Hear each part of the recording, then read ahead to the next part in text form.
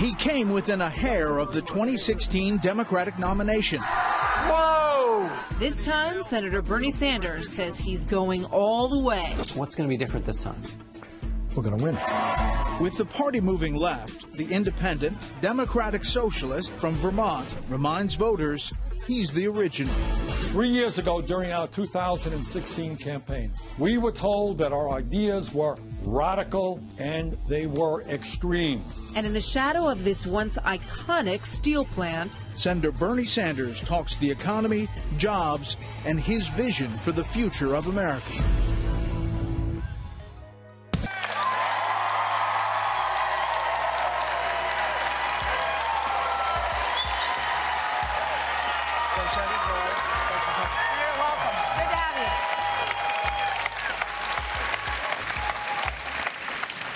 Thank you very much for being here, Senator Sanders.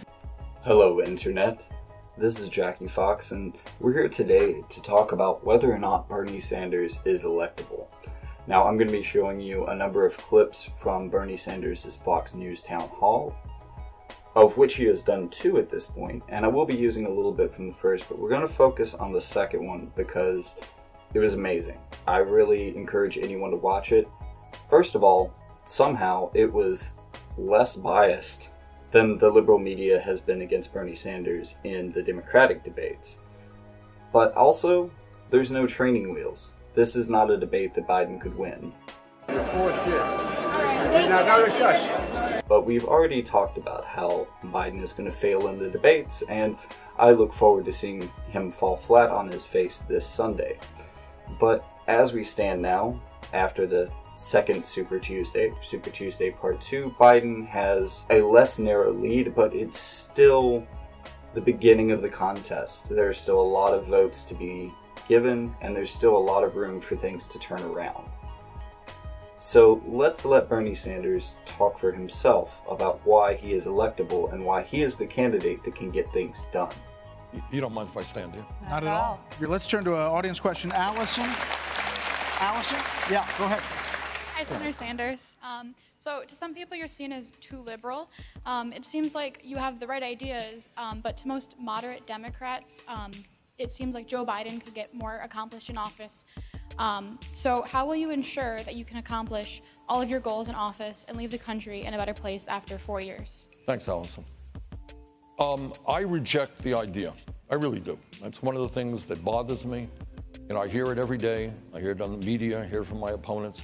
Bernie is an extremist. Bernie is too radical. Okay, let's deal with it.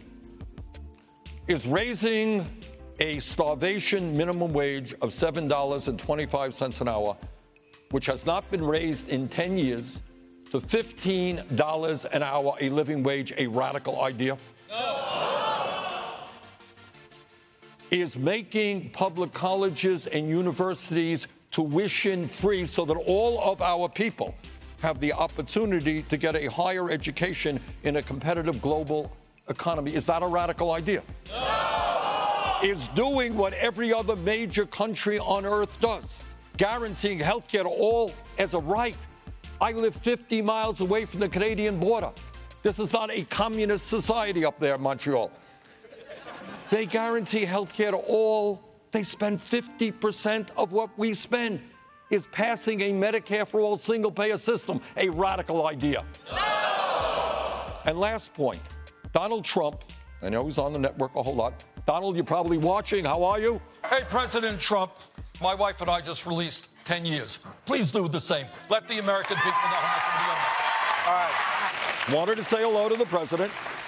He's actually giving a news conference. Oh, is he? But I'm sure he's watching Fox on the side there. You know, he's kind of addicted to your station. Trump thinks that climate change is a hoax.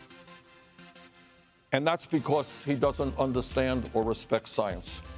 I believe that climate change is an existential threat to this planet. I will listen to the scientists who tell us that we have got to move aggressively to transform our energy system away from fossil fuel to energy efficiency and sustainable energy. And through a Green New Deal, by the way, we can create up to 20 million good-paying jobs. So my point is, I appreciate Allison raising the question. I just don't think any of those ideas are radical. All right, let me ask you, just back to Allison's question, which was, you know, how you would get things done in Congress when there are a lot of folks who don't agree with all of the ideas that you just mentioned. And here is one of them. This is Hillary Clinton. She talked about you in a documentary that was released earlier this week. Watch this. Bernie just drove me crazy. He was in Congress for years. He had one senator support him. Nobody likes him. Nobody wants to work with him. He got nothing done. He was a career politician. He did not work till he was like 41, and then he got elected to something. It was all just baloney, and I feel so bad that, you know, people got sucked into it. Wow, that's strong stuff. What's your reaction? Unlike Secretary Clinton, I don't want to relive 2016. We're in 2021.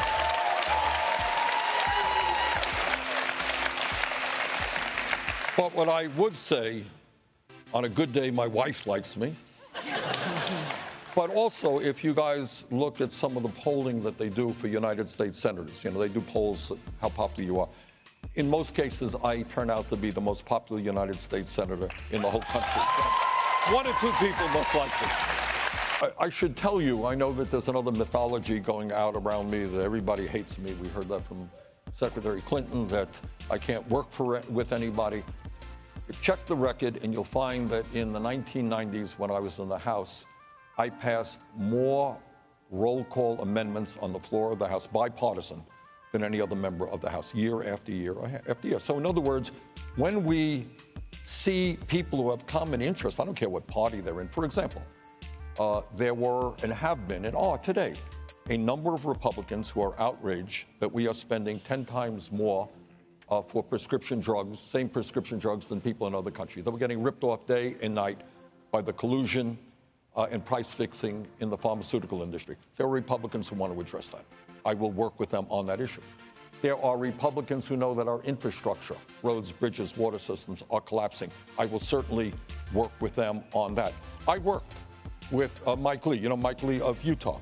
Mike and I, was a very conservative Republican from Utah. Mike and I worked together to pass for the first time under the War Powers Act a Senate resolution getting the United States out of the horrific war in Yemen. All right? Mike Lee, a conservative Republican, and I worked together on that. I worked with the late John McCain, who was a friend of mine. We had different points of view, but I respected John immensely. John and I worked together when I was chairman of the U.S. Senate Committee on Veterans Affairs on perhaps the most comprehensive veterans bill passed in modern history. So the idea that I cannot work with Republicans on issues where we can come together is just not accurate. Senator, it looks like, nobody knows for sure, but it looks like Vice President Joe Biden is likely to get into the race. Are you worried that the DNC, if that, you know, he would be a strong establishment candidate, he's obviously been around for a long time, are you worried that the DNC might put its finger on the scale again, the way that they did to you back in 2016 with Hillary Clinton? Well, you're right. We went through that in 2016. Yeah. And I think we have come a long way since then. So we speak to the DNC every week. And I think the process will be fair. One of the important changes that we made, and we won, is, as you will recall, both of you recall me, in the last time around in 2016, Secretary Clinton had 500 superdelegates lined up behind her before the first vote was cast in Iowa. And that seemed to me pretty dumb and unfair. Well, that process has been changed, and I think that works well for everybody. But let me ask Senator, President Trump continues to tweet. He continues to tweet, even today, that the Democratic primary race is rigged against you. He said the same thing in 2016. So do you agree with President Trump? Well, you know, given the collapse of the stock market today, given the spread of the coronavirus, one might think, to tell you the truth, that a president of the United States would be worrying about some other things rather than the Democratic primary. But maybe I'm wrong on that. Look, Trump has his agenda. And I have the feeling that deep in his heart, he's really not all that worried about me. I appreciate his concerns. You will forgive me if I don't necessarily trust him or believe him. But I will say this. He has some very smart political consultants around him. And a couple of weeks ago, a political consultant, somebody asked him, well, who would you rather run against, Sanders or Trump or whatever? And what the guy said, I forgot his name, he said, you know what? Running against a movement makes me nervous because they understand that our campaign is more than just a campaign. We are creating a multiracial, multi-generational political movement of young people, of working people, of people who believe in justice all across this country. And in his heart of hearts, I think that is what makes Trump very nervous. So let's talk about the economy. Jonathan is an undecided voter, I believe, and he has the next question. Jonathan? I also find this town hall interesting because there's a lot of loaded questions that Fox asks, and Bernie shows how intelligent he is by being able to avoid the landmines of these toxic questions. For example, there was a question about Joe Biden, and I'm just going to let you hear it because Bernie handled it not only very effectively, but also very kindly in his very Bernie-like manner. Hi, Senator Sanders. Some of Joe Biden's answers don't make sense. Do you think it's acceptable for a presidential candidate to respond to questions like Joe Biden does? Well, let me just say this. Joe Biden is a friend of mine. I've known him for many, many years. When we do our events and our rallies, we respect people in a sense, and we give really substantive, these guys will think maybe too long-winded answers, but we take people, there are real crises facing this country. When I give a speech, often it's 45 minutes or an hour, okay? Because there are a lot of challenges that the country faces, and I got to talk about them. I think Joe was somewhere in, where was he? I don't know, Michigan or someplace else the other day, and he spoke for 7 minutes. I don't know how you say anything other than, minimal discussion in 7 minutes. So all that I have always believed is that if we believe in democracy, a candidate has got to be honest with the people about what he or she believes, given the many, many challenges facing our country. And when you do that, when you're honest and you look at the hard issues, so you're going to take on the fossil fuel industry or Wall Street or the drug companies, it brings forth opposition. I know that. I get beaten up every day. That's fine. That's what I do. But all I would say is, I'm not going to criticize Joe, but to say that I think the American people in this incredibly complicated and difficult moment in our history are entitled to thoughtful answers to the crises we face. Joe and I have very significant political differences, and I'm not going to be making personal attacks on Joe. That's not what I do. But Joe and I, but Brett and Martha, I think, as you know, we have, Joe's been in the Senate and I've been in the Senate and the House for a long time. Joe voted for the war in Iraq. I led the opposition against the war. Joe voted for the Wall Street bailout. I voted against it. Joe has been on the floor of the House over the years talking about the need to cut Social Security, veterans programs, other programs.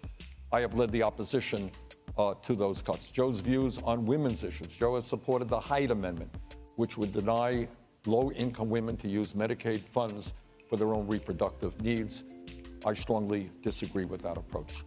So on issue after issue, even in terms of how we raise funds for our campaign, Joe has the support of at least 60 billionaires funding his campaign. Let me just ask you one quick question. You said a moment ago that he gives 7-minute answers. Are you suggesting that he lacks substance? No, I didn't. Well, I'm just saying, look, I'm here, we're talking about real issues. Right. All right, and we can go on for 3 hours talking about them. If I'm going to give a speech to people, and that was at a rally or event that he held, I can't do it in 7 minutes. There are too many issues. There's healthcare, education, climate change, immigration reform, criminal justice reform. I don't know how you do that in 7 minutes. So all that I'm saying, Martha, is that I think as a candidate for president, you owe respect to the people, and you have to have the courage or the desire to say, hey, this is where I'm coming from. This is my view. You disagree with me? Fine. But I can't do that in 7 minutes of a speech. But if all we do is focus on him, we lose. Our job is to develop an agenda that speaks to the needs of workers. When we do that, we're going to win, and win big. So, if you're in a state that hasn't voted yet, and you are now convinced that Bernie is the most electable, please vote for Bernie in the primaries, because, let's face it, Joe Biden can't win, and a vote for Joe Biden is just going to end up being a vote for Donald Trump in 2020. So let's pick the electable candidate who can get things done and who can beat Donald Trump in a debate, and there's only one person who can do that: Bernie Sanders. I'm Jackie Fox, and my content will always be ad-free because I'm eschewing corporate donations to the channel. I just ask that if you can donate a little bit of money on Patreon like these fine, foxy folks, or if you want to make a one-time donation, you can donate on Coffee. If you're looking for another way to support the channel, I'm also making Fox hats with my logo on them. They are currently in the design phase, and I'm willing to allow people to ask for customized hats. Prices may vary depending on the cost of labor to manufacture them, because I want to make sure that my workers are paid fairly. But I am happy to say that the next few months, if you're a patron who has donated to this channel, I will be counting all of your donations against the cost of your first Fox hat, allowing you to get it at a discount.